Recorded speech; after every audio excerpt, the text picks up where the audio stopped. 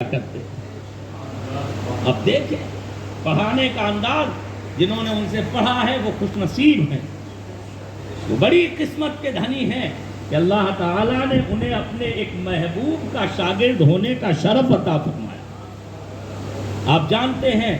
حدیثوں سے ثابت ہے، بزرگوں کے اقوال سے ثابت ہے کہ قیامت کے دن جو اللہ والے ہوں گے وہ اپنے شاگردوں کو کی بھی شفاعت کیا کریں گے. سبحان اللہ. ہم خوش نصیب ہیں کہ ہم نے اس مبارک ذات سے علم دین حاصل کیا ہے، علم ظاہر پڑھا ہے کہ جس ذات کو اللہ تعالیٰ نے اتنی بڑی دولت اور اتنا بڑا مرتبہ عطا فرمایا ہے. ہم یقین رکھتے ہیں انشاءاللہ مجدد کی بشارت کے مطابق ہزاروں لاکھوں ہم جیسے گناہگار قیامت کے دن بحر العرفان کے صدقے میں بخشے جائیں. آپ دیکھیں ذرا، حیرت کریں گے آپ. ایک شخصیت تھی، ایک ذات تھی، کون سی ایسی خوبی اور کون سا ایسا کمال تھا جو کسی انسان کے اندر کبھی آپ نے پڑھا ہو اور وہ حضور بحر العرفان کے اندر آپ کو نظر نہ آتا. کسی بھی امتی کے اندر آپ دیکھ لیں، اللہ اکبر، وہ دولت عرفان اللہ نے دی. تقوی و پرہیزگاری دیکھے تو بے مثال نظر آتا، سنت کی پیروی دیکھے تو بے مثال نظر آتی ہے. علم و معرفت کی میں نے آپ کو مثال دی. بڑے بڑے محققین، بڑے بڑے علماء، بظاہر تو وہ سیدھے سادے صوفی سنت آدمی تھے. عام طور پر ان کی سادگی اور تواضع کو دیکھ کے بڑے بڑے علم ظاہر کے مالکان انہیں سمجھ نہیں پاتے تھے، پرکھ نہیں پاتے تھے. لیکن جب کبھی علمی بات ہوتی تھی، گفتگو آ جاتی تھی، تو تواضع کا دامن تھام کے حضور بحر العرفان ایسے نکات آفری گفتگو فرماتے تھے کہ سامنے والا سن کے دنگ رہ جاتا تھا اور انگشت بدندہ ہو کے کہتا تھا جسے ہم صرف ایک صوفی سنت سمجھ رہے تھے وہ اپنے وقت کا علوم ظاہرہ کا بہت بڑا شان و شناور ہے، بہت بڑا تاجدار ہے، اور علوم ظاہرہ میں بھی اس کا پایا بہت بلند. اور اس بات کی لیکن وہی ہے، لوگ کہتے ہیں نا، قدر جوہر شاہ دانت یا بدانت جوہری. آج کے زمانے میں لوگ علم سے کورے ہیں، معرفت سے تو کوسوں دور کا کوئی واسطہ نہیں ہے، تصوف سے تو کوئی شغف ہی نہیں ہے، حقیقی تصوف کو لوگ جانتے بھی نہیں ہیں. تو آخر ان کی عظمتوں کو صحیح پہچان کون سکتا ہے؟ وہی پہچانتا ہے جسے اللہ تعالیٰ نے صحیح علم دیا ہے اور صحیح معرفت کی دولت دی ہے. علم ظاہر کا حال یہ تھا کہ حضرت علامہ محمد احمد مصباحی صاحب جیسا انسان جو نہایت کم سخن، کم گو، حق بیان، حق پسند انسان ہے، پورا ہندوستان جنہیں جانتا ہے کہ نہایت درجہ محتاط انسان، وہ بھی اپنے قلم حق رقم سے فرماتے ہیں کہ میں نے دیکھا ہے حضور بحر العرفان مفتی آفاق احمد صاحب نے جس آسان پیرائے میں تصوف کو پیش کر دیا ہے، اس سے زیادہ آسان تصوف کوئی پیش نہیں کر سکتا. یہ آپ اس سے اندازہ کر سکتے ہیں کہ حضور بحر العرفان بتایا نہیں، قدر جوہر شاہ دانت یا بدانت جوہری. جوہر کی، ہیرے کی پرکھ تو بادشاہوں کو ہوتی ہے یا جوہری کو ہوتی ہے. ہم جیسے خزف ریکوں کے پیچھے پھرنے والے، ہم جیسے گٹیوں کے پیچھے پھرنے والے، ہم اس کی قدر و قیمت کو کیا سمجھ سکتے ہیں؟ حقیقت یہی ہے، اللہ تعالیٰ نے ایسی ذات عطا فرمائی تھی جو مجمع الصفات ذات. اور ایک بات لمبی نہیں میں کرنا چاہتا ہوں، آپ قدر سمجھیں اور اہمیت کا اندازہ کریں کہ اللہ نے ہمیں اور آپ کو کیسی ذات عطا فرمائی. سرکار دو عالم صلی اللہ تعالی علیہ وسلم کی ابھی اس آیت کریمہ کی روشنی میں آپ دیکھیں گے تو سرکار دو عالم صلی اللہ علیہ وسلم کے کامل جانشین اور سچے نائبین وہی ہیں جو یہ تینوں کام کیا کرتے. اب دیکھ لیں، میں کھلا چیلنج ایک طرح سے کر رہا ہوں، آپ کو دعوت دے رہا ہوں. آپ پورے ہندوستان تک کی بات کریں تو پورے ہندوستان میں آپ گھوم کے دیکھ لیں، آپ کو نظر آئے گا جہاں علم ظاہر ہے وہاں علم باطن کے سوتے پھوٹتے نظر نہیں آئیں گے۔ جہاں علم باطن کی باتیں ہیں، جہاں تصوف کی باتیں ہیں، جہاں طریقت کی باتیں ہیں، وہاں آپ کو وجد و سما تو ملے گا، وہاں آپ کو رقص و سرود تو ملے گا، وہاں پر آپ کو تصوف کی اور صوفیہ کی میٹھی میٹھی باتیں تو ملے گی، صوفیانہ رواداری تو ملے گی، لیکن حقیقت تصوف سے آگاہی اور آشنائی اور اس سے اتصاف نہیں ملے گا۔ آپ کو کہیں تلاوت قرآن ملے گی تو علم و حکمت کی دولت نہیں ہوگی، کہیں علم و حکمت کی دولت ہے تو تلاوت قرآن نہیں ہے، اور کہیں یہ دونوں ہے تو معرفت خداوندی نہیں ہے۔ لیکن حضور بین العرفان کی وہ ذات ہے جنہوں نے تینوں شعبوں میں اتنا کمال حاصل کیا، اتنا کمال حاصل کیا کہ قرآن کے نکات بیان کرتے اور تلاوت قرآن کا جذبہ پیدا کرتے تو ایسا لگتا تھا کہ اب دن رات ہم قرآن کی تلاوت میں مصروف رہیں گے، قرآن کے نور سے اپنے سینے کو روشن و منور کر دیں۔ وہ جس گوشے کی طرف دھیان دیتے تھے ایسا لگتا تھا اس گوشے میں وہ تو کامل ہیں ہی، وہ اپنے ریزہ خواروں کو، اپنے حاشیہ برداروں کو بھی ان گوشوں میں کامل بنا کے جائیں۔ اور اللہ کا شکر ہے انہوں نے پوری محنت کی، پوری جانفشانی کے ساتھ میں انہوں نے جو لائق تھے، جو لینے کا سلیقہ رکھتے تھے، انہیں جو جہاں تک جتنا بن سکتا تھا انہوں نے بنا دیا، اور راستہ کھول کے چلے گئے کہ اب ہم نے تمہیں راہ دکھا دی ہے، تمہیں راستے پر ڈال دیا ہے، کچھ منزلیں طے کرا دی ہیں، اب تمہارا کام ہے کہ اپنی منزل مخصوص سے ہمکنار خود بھی ہو جاؤ اور ہمارے مشن کو اپنا کے دوسروں کو بھی اسی شاہراہ حیات پہ ڈال دو، اسی نور والی راہ پہ ڈال کے بھٹکے ہوئے آہو کو پھر سے سوئے حرم کی طرف رواں اور دبا کر وہ یہ دولت دیکھے گئے۔ آج لوگ باتیں کرنے لگتے ہیں، بات کی جائے تو بات بڑھ جائے گی، لیکن ایک سچی بات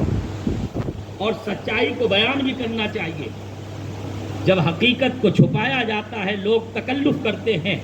شرم اور حیا کی وجہ سے یا لوگوں کی کسی بات کی وجہ سے نہیں کہتے ہیں، تو حقیقت پر لوگ پردہ ڈال دیتے ہیں۔ یہ دنیا عجب ہے، لوگ سچائی کو خود پرکھ نہیں سکتے ہیں تو دوسروں کے ذریعے بھی اسے سمجھنے کی کوشش نہیں کرتے۔ ہمیں غور کرنا چاہیے ایک بات پر جو میں کہنے جا رہا ہوں۔ آپ دیکھ لیں بزرگوں نے جو مجدد کی تعریف کی ہے، چاہے وہ مجدد شریعت ہو، چاہے وہ مجدد طریقت ہو، آپ تمام سلف و خلف کی تعریفیں پڑھ کے دیکھ لیں۔ مختصر لفظوں میں اگر میں آپ کو بتاؤں تو آپ دیکھیں گے سب کا تقریباً متفقہ فیصلہ ہے کہ اپنے وقت کا شریعت یا طریقت کا مجدد وہ شخص ہوتا ہے جو شریعت کے کمزور ہونے والے گوشے کو، دھومل ہونے والے گوشے کو پھر سے گرد و غبار سے جھاڑ کے، گرد و غبار کو دور کر کے، اور پھر سے دین و شریعت کا چہرہ نورانی شکل میں لوگوں کے سامنے مکمل طریقے سے پیش کر دیتا ہے، اور مکمل جانفشانی کے ساتھ میں اسے دنیا کی رگ رگ میں پیوست کر دیا کرتا۔ یہ مجدد کا کام ہے۔ آپ دیکھیں گے تمام مجددین کی فہرست اٹھا کے دیکھ لیں، جو جس گوشے کا مجدد ہے آپ دیکھیں گے اس نے اس گوشے کو انتہا تک پہنچا دیا۔ مثلا سرکار خاتم الحفاظ امام جلال الدین سیوطی رضی اللہ تعالیٰ عنہ جو 10ویں صدی ہجری کے مجدد ہیں، انہیں علماء نے مجدد حدیث کہا کہ وہ علم حدیث کے مجدد تھے۔ آپ دیکھیں گے جو علماء ہیں، پڑھے لکھے ہیں، وہ جانتے ہیں حضرت امام جلال الدین سیوطی علیہ رحمت و رضوان نے 1000 سے زائد کتابیں علم حدیث پہ اور تمام حدیث کے متعلقات پہ لکھ کے دنیا کے سامنے اپنے مجدد حدیث ہونے کا ثبوت پیش کر۔ اعلیٰ حضرت امام اہل سنت رضی اللہ تعالیٰ عنہ کو دیکھیں، ایک عالم، ایک زمانہ انہیں مجدد دین و ملت کہتا ہے۔ الحمدللہ اللہ تعالیٰ نے انہیں باطل فرقوں کی سرکوبی اور دین اسلام کی سچی اور اچھی شبیہ کو مکمل طریقے سے پیش کرنے کا جو ذمہ عطا فرمایا تھا 14ویں صدی ہجری میں امام اہل سنت نے اسے مکمل طریقے سے اتنی جافشانی سے نافذ کیا، اتنی جافشانی سے نافذ کیا، فرماتے ہیں کہ میرے ساتھ میں کوئی رہنے والا 24 گھنٹے میرے پاس میں رہے اور مجھے دیکھے، اگر 24 گھنٹے میں 2 منٹ بھی مجھے اپنی ذاتی کام کرتا ہوا دیکھے تو میرے گریبان کو پکڑ لے، اللہ کا شکر ہے کہ میرے 24 گھنٹے خدا و رسول کی اطاعت گزاری میں گزرتے ہیں۔ وہ ذات تھی، اوڑھنا بچھونا ان کا تھا تو صرف یہی تھا، اللہ اکبر۔ وہ تو یہی کہتے تھے، جان ہے عشق مصطفیٰ روز فضو کرے خدا، جس کو ہو درد کا مزہ ناز دوا اٹھائے گا۔ وہ عشق رسول میں خود بھی تڑپتے تھے اور جو آ جاتا تھا اسے بھی عشق رسول کی طرف عطا کر دیا کرتا۔ اور یہی حال آپ دیکھیں حضور بحر العرفان کی ذات کا ہے کہ اللہ نے انہیں طریقت و تصوف کی تجدید کا ذمہ عطا فرمایا تو انہوں نے اتنا نافذ کیا اور اتنی ذمہ داری اور جافشانی کے ساتھ میں اسے دنیا کے سامنے پیش کیا کہ آج آپ دیکھیں درجنوں تصوف کی وہ معرکۃ الآراء کتابیں لکھے گئے جن میں نقل نہیں ہے، جن میں کتابوں سے ادھر ادھر سے جمع و ترتیب نہیں ہے، انہوں نے تالیف سے کام نہیں لیا، انہوں نے بزرگوں کی بتائی ہوئی باتوں کو اپنے انداز میں نہیں صرف بیان کیا بلکہ حقیقی تصوف کو دنیا کے سامنے اپنی درجنوں کتابوں کی شکل میں پیش کر دیا اور خود اپنی روحانی مجلسوں کے ذریعے، اپنی تربیتی محفلوں کے ذریعے ہزاروں کو علم تصوف کی معرفت سے اور تصوف کی دولت سے مالا مال بھی کر کے چلے۔ اب دیکھیں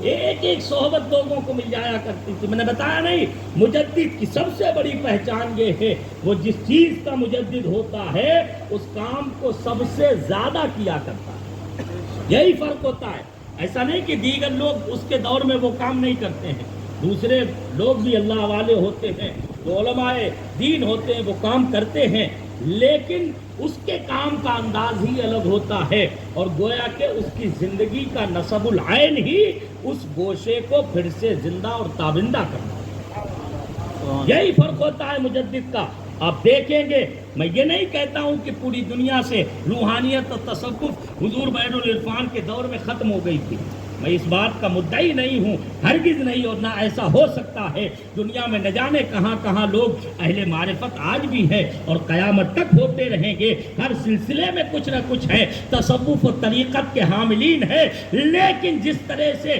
ایک نظام اور سسٹم کے ساتھ میں دوسروں کو بھی معرفت اور روحانیت کی دولت سے نوازنا حضور بحر العرفان نے کام کیا ہے، وہ آپ کو پوری دنیا میں کہیں نظر نہیں آئے گا، کوئی دوسری مثال نہیں ملے گی، اس لیے کہ اللہ نے مجدد طریقت ہونے کا شرف حضور بحر العرفان مفتی آفاق کو عطا فرمایا۔